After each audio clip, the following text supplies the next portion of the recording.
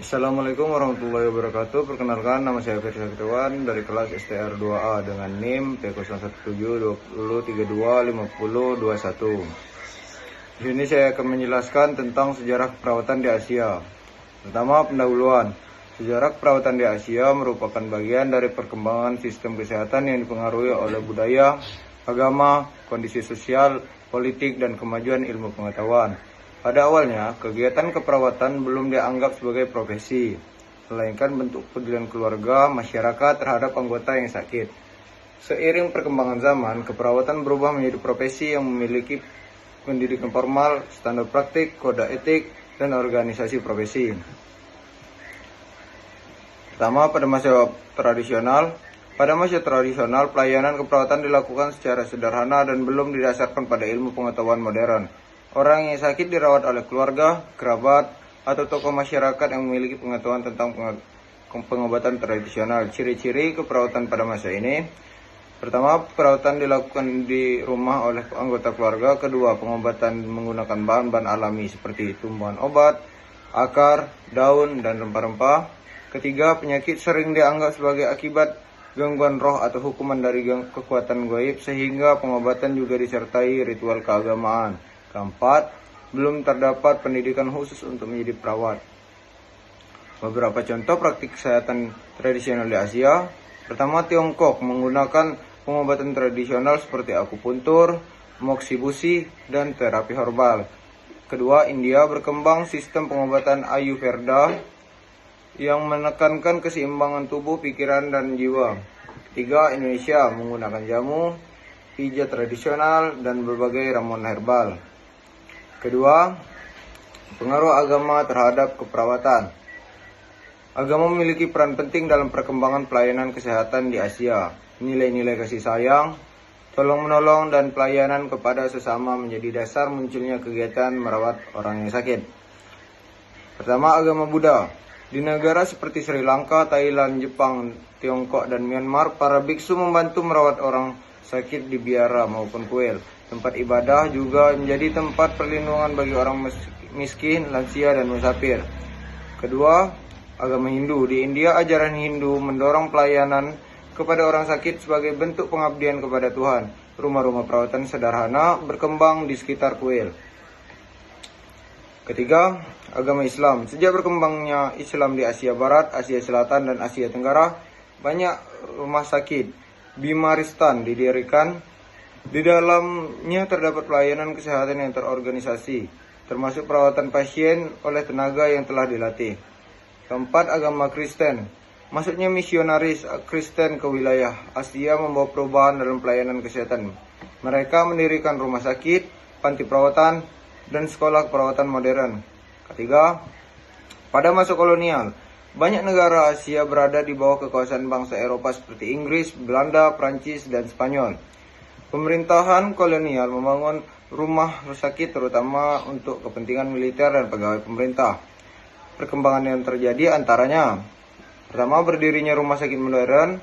Kedua, munculnya pendidikan tenaga kesehatan. Ketiga, perawat mulai memperoleh pelatihan dasar. Keempat, mulai diterapkan sistem administrasi rumah sakit. Contohnya, pertama, Inggris mendirikan sekolah keperawatan dan rumah sakit modern. Di Indonesia, Belanda mendirikan rumah sakit dan melatih tenaga kesehatan pribumi. Sedangkan di Filipina, Spanyol dan kemudian Amerika Serikat mengembangkan pendidikan keperawatan. 4. Pengaruh Florence Nightingale. Perkembangan keperawatan modern di Asia tidak terlepas dari pengaruh Florence Nightingale pada abad ke-19. Prinsip-prinsip yang diperkenalkan meliputi antara lain: pertama, menjaga kebersihan lingkungan. Kedua, menjaga ventilasi ruangan. Ketiga, memberikan nutrisi yang baik. Keempat, mencatat kondisi pasien secara sistematis. Kelima, memberikan pendidikan formal bagi perawat.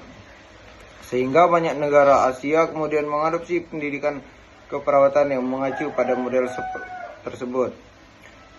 5. Perkembangan setelah Perang Dunia Kedua. Setelah Perang Dunia Kedua, banyak negara Asia memperoleh kemerdekaan dan mulai membangun sistem kesehatan nasional. Perkembangan ini penting sehingga meliputi Pertama, pendirian sekolah keperawatan, diploma, dan universitas. Kedua, pengakuan keperawatan sebagai profesi.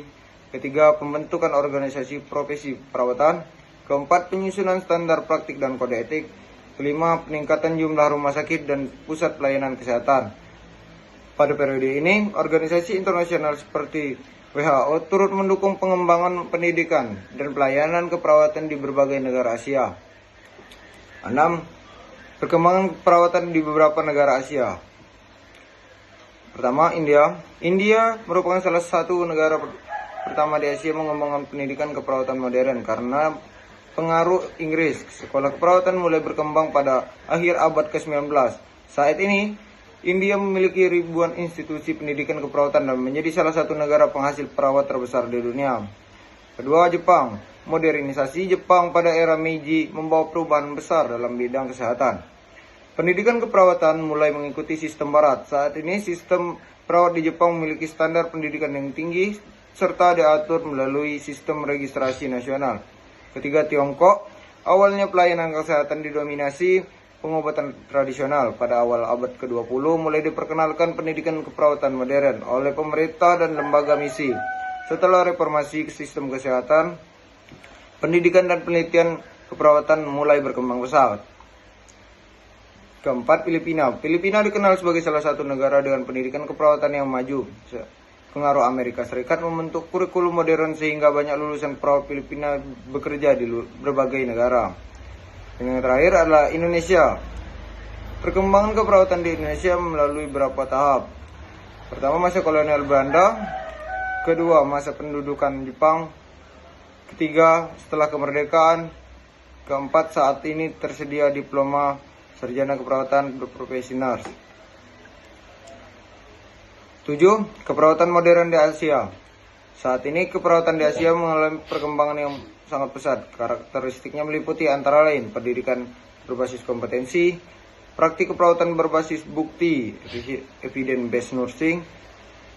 Ketiga, penggunaan teknologi informasi dalam pelayanan kesehatan, pengembangan spesialisasi keperawatan seperti pertama, keperawatan anak, kedua, keperawatan paternitas, ketiga, keperawatan jiwa, keempat, keperawatan medikal bedah, kelima, keperawatan gawat darurat, keenam, keperawatan komunitas, ketujuh, keperawatan gerontik, dan yang terakhir adalah perawatan kritis. Kerjasama internasional dalam pendidikan, penelitian, dan pertukaran tenaga kesehatan. Faktor-faktor yang mempengaruhinya antara lain budaya, agama, kolonialisme, kemajuan ilmu pengetahuan, dan globalisasi. Kesimpulannya, sejarah keperawatan di Asia menunjukkan perjalanan panjang dari praktik keperawatan tradisional berbasis keluarga menuju profesi kesehatan yang modern. Perkembangannya dipengaruhi oleh budaya, agama, kolonialisme, kemajuan ilmu pengetahuan, serta reformasi keperawatan modern.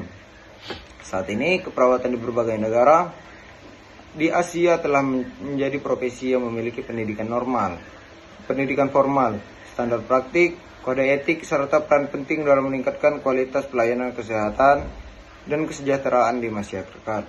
Sekian, bila coba. Assalamualaikum warahmatullahi wabarakatuh.